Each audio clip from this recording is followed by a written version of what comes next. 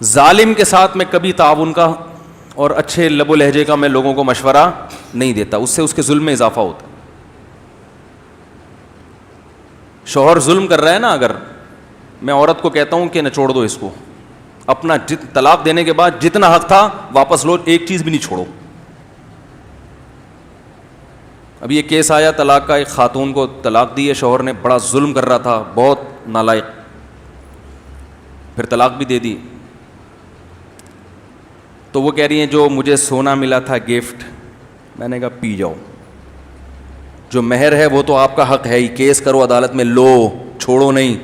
جو گفٹ تحفے ملے تھے ایک چیز بھی واپس کرنے کی ضرورت, بولو نا. اگر آپ کو اللہ نے بہت دے دیا ہے اتنا کہ آپ کو ضرورت نہیں تو لے کے کسی غریب کو صدقہ کر دو. کم بختوں کے پاس بولتے کیوں نہیں بھائی, نہیں چھوڑو, نہیں چھوڑو. ظالم سے اپنا حق لینا سیکھو, ظالم سے, کیونکہ نہیں لوگے تو اس کے ظلم میں اضافہ ہوگا. اسی طرح میں مرد کو بھی کہتا ہوں, بلا وجہ عورت طلاق مانگ رہی ہے, اچھی بھلی زندگی گزر رہی ہے, خام خواہ میں اس کو دماغ خراب ہو گیا ہے, تو بولو پہلے مہر واپس کرو, صحیح ہے, جو میں نے اضافی گریوی میں تم پہ خرچ کیا سارا ریٹرن واپس. یہ نہیں کہ آپ آلو پراٹھے کو پیسے بھی واپس لے رہے ہیں, اتنا راشن کی بھی, یعنی جو کوئی بڑی چیز گفٹ دی ہو, کیونکہ وہ بھی پی جاتی ہیں, طلاق بھی خود ہی مانگ رہی ہیں اور چیزیں بھی پی جاتی ہیں. نہیں چھوڑو.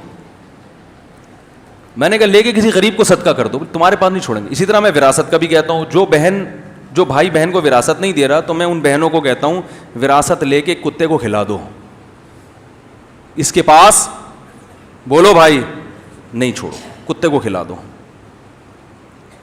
یہ ثواب ملے گا. کیونکہ جانور پہ بھی رحم کرنے کا کیا ملتا ہے, کیونکہ یہ انسان نما جو کتا ہے نا, مرد کو تو اللہ نے خرچ کرنے والا بنایا ہے, وہ تو اپنی جیب سے بھی عورتوں پہ خرچ کرتا ہے, وہ دبا رہا حصہ, چاہے اس کی اتنی بڑی داڑھی ہو, چاہے اس کے ماتھے پہ بہت بڑا محراب ہو تہجد کا. وہ خواتین کے فون آتے ہیں, میرے میاں حج کر کے آ رہے ہیں, سوری میرے بھائی جو ہے حج کر کے آ گئے, عمرہ, اتنے نیک ہیں, مجھے ان سے مانگتے ہوئے شرم آتی ہے. میں نے کہا اس بے شرم کو شرم نہیں آتی کہ بہن کو مانگنے پر کیوں مجبور کر رہا ہے؟ عمرہ پہلے ضروری ہے, یہ وراثت پہلے دینا ضروری ہے.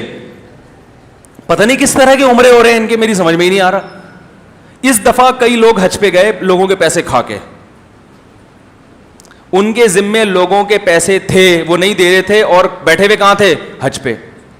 میرے پاس کالز آ رہی تھی, میں نے کہا عجیب اسٹائل ہے بھائی, سمجھ میں آنے والا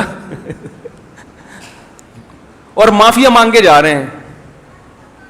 بھائی کسی کا کوئی لین دین ہو تو معاف کر دیں, آپ بولو میں نہیں معاف کر رہا, میں نہیں. میرے پاس ایک دفعہ فون آیا کہ بھائی مفتی صاحب کوئی مسئلہ ہو تو معاف کر دیں, میں حج پہ جا رہا ہوں. میں نے کہا 500 میں معافی ہوگی, فری پکڑ میں نہیں ہوگی, 500 روپے کا بیلنس ڈال دو معاف. کہہ رہے ہیں مذاق کر رہے ہیں, تو میں نے کہا آپ کون سا سیریس ہیں, آپ بھی تو مذاق میں ہی معافی مانگ رہے ہیں نا. اگر سچی مچی کی معافی ہوتی تو سب سے پہلے بہن سے معافی مانگتے, بہن جو طارق روڈ کی 2 دکانیں اصل میں تمہاری ہیں ایکچولی, میں نے آپ کا کیا بگاڑا جو مجھ سے معافی مانگ رہے ہو بھائی؟ نہ میرا آپ کا کبھی پھڈا ہوا, نہ میرا آپ کا کوئی ایسا معاملات ہیں, خام خواہ کے تکلف, فلاں سے معافی, فلاں سے, اس سے مانگو جس کا حق کھا کے بیٹھے ہوئے ہو, پھر مزہ بھی آئے. وہ شاعر نے بڑا پیارا شعر کہا نا, کہ سنا دوں, کہ ہم کو دیکھ کے شرما ہو تو شرمانے کی داد بھی دیں. وہ اپنی محبوبہ سے کہہ رہے ہیں کہ ہم کو دیکھ کے شرما ہو تو شرمانے کی داد بھی دیں. آئینے میں دیکھ کے خود کو شرمانے سے کیا ہوگا. انڈیا کا جوان آدمی ہے تو بڑی پیاری شاعری کرتے ہیں وہ, تو انہوں نے کہا ہم کو دیکھ کے شرما ہو تو شرمانے کی, خاتون سے اپنی محبوبہ سے کہہ رہا ہے کہ ابے ہمیں دیکھ کے شرم آئے تو کچھ ہم داد بھی دیں, ماشاءاللہ بڑا اچھا شرما, شیشے میں دیکھ کے خود ہی شرما رہے, اسی پہ خوش ہو رہی ہے. تو شوہر بیوی کے حسن کی تعریف کرے تو ٹھیک ہے, شیشے میں دیکھ کے خود اپنے حسن کی تعریف کوئی کر رہا ہو, یہ تو سب کرتے ہیں. تو جس سے معافی مانگنی چاہیے اس سے حاجی لوگ معافی نہیں مانگتے. ابا سے نہیں مانگیں گے, ابا آئندہ سے میں جو آپ کو میں نے ستایا, تمیز سے بات نہیں کرتا تھا, آئندہ میں آپ کی خدمت کروں گا, مجھے معاف کر دو. اور دیکھو آپ حج کے بعد انشاءاللہ میرے لب و لہجے میں نرمی پیدا ہو چکی ہوگی. یہ معافی ہے شرعن معافی.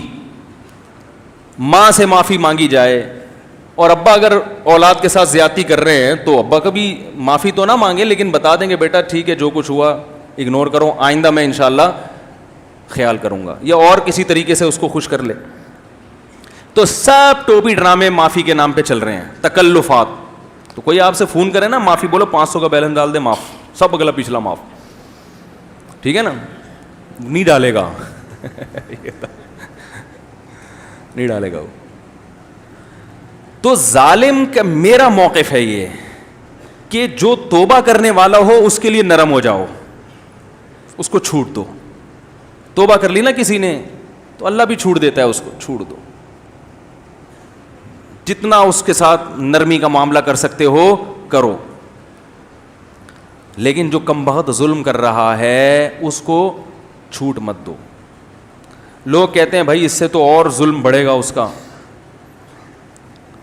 بھائی معافی کرنے سے بھی ظلم کا امکان بڑھ جائے گا. اگر آپ میں طاقت ہے, طاقت نہیں ہے تو ایک الگ بات ہے. اگر قوت ہے انتقام لینے کی تو پھر لو انتقام. طاقت اگر ہے, نہیں ہے تو پھر تو ظاہر ہے کمزور آدمی تو خام کھا کے پھڈے کرے گا تو اور پٹے گا. وہ ایک باریک سا آدمی جا رہا تھا, ایک موٹے نے اس کو دھکا دیا نا, مذاق کیا, وہ بیچارہ گر گیا نیچے. مذاق بہت برا لگا اس کو, اس نے کہا میں بھی اس کی ٹھکائی لگاتا ہوں. جب اٹھ کے دیکھا یہ تو اتنا بھاری بھرکم ہے, تو اس نے کہا یار اگر میں نے اس کو انتقام لیا تو 3 دھکے اور دے گا پھر یہ. تو جو باریک لوگ ہوتے ہیں ان کا دماغ, ساری طاقت ان کی کہاں ہوتی ہے, دماغ میں ہوتی ہے. تو اس نے کہا کہ میں اس سے بولوں گا تم نے مذاق کیا ہے, تو وہ کہے گا ہاں میں نے مذاق کیا. تو میں کہوں گا چلو مذاق تو چلتا ہی ہے, ٹھیک ہے نا, ایسے کر کے اپنی شرمندگی چھپا کے نکل جاؤں گا. تو اس دبلے نے اس موٹے سے پوچھا, سب لوگ منظر دیکھ رہے ہیں, دبلے نے مجھ سے پوچھا آپ نے سنجیدگی میں دھکا دیا ہے یا مذاق کیا ہے؟ اس نے کہا میں نے جان کر سنجیدگی میں دھکا دیا ہے. تو یہ ہوشیار دیکھو کہہ رہے اچھا ہوا ورنہ میں اس قسم کے مذاق برداشت نہیں کرتا.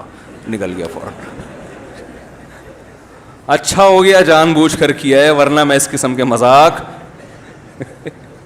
کیونکہ جو باریک آدمی ہے نا اس کی ساری طاقت کہاں ہوتی ہے, دماغ میں ہوتی ہے. اس کا دماغ سب کچھ پی رہا ہوتا ہے. تو ظالم کے خلاف بشرطے کہ طاقت بھی ہو. یہ طاقت کا لفظ لگا ہوا ہے, ورنہ زیادہ فنٹر گیری اچھی چیز نہیں ہوتی. اللہ نے قوت دی ہے تو لڑو, حق نہیں چھوڑا کرو اپنا. ہاں بعض دفعہ حدیث میں آتا ہے کہ جو حق پر ہونے کے باوجود حق چھوڑ دے تو میں اس کے لیے جنت کے بیچ میں گھر کی ضمانت لیتا ہوں. تو یاد رکھو حدیث میں انتقام لینے کی بھی ترغیب ہے, حق چھوڑنے کی بھی ترغیب ہے. تو یہ دونوں حدیثیں الگ الگ موقع کے لیے ہیں.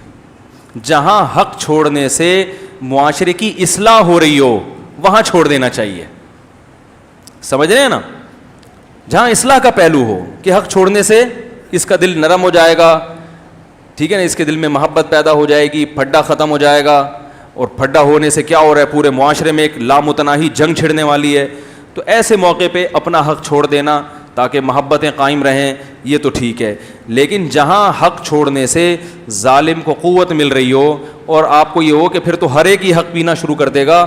آج کل وراثت لوگ نہیں دیتے, کم بخت لٹکاتے ہیں, ڈیلے کرتے ہیں, اتنا ترساتے ہیں.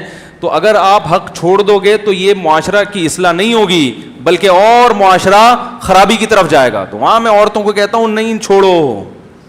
دیکھو جو جس کا حق کھا کے بیٹھا ہوا ہے ظالم وہ ہے, جو مانگ رہا ہے وہ ظالم نہیں ہے. الٹا اس کو تانے دینا شروع کر دیتے ہیں.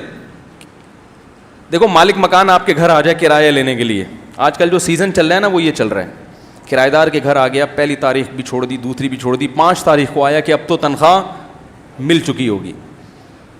2-3 دفعہ ایسا کریں گے, کرایہ دار پتہ کیا کہے گا, ابھی کرائے کا ٹائم آتا ہے اور گھنٹی بجا کے کھڑا ہو جاتا ہے. دیکھو لالچی آدمی ہے. تو لالچی آپ ہو کہ آپ نے 5 دن کیا کر دیا, ڈیلے کر دیا. تو یہ عجیب کہانی ہمارے معاشرے میں چل رہی ہے. جو جس کا حق ہے وہ مانگنے پر آئے تو اس کو لوگ لچڑ بھی کہتے ہیں, نیبو نچوڑ بھی کہتے ہیں, لالچی بھی کہتے ہیں. جو نہیں دے رہا, جس کا فرض بنتا تھا کہ بھئی خود جا کے دے دیتا, اس کو لوگ کچھ نہیں کہہ رہے ہوتے.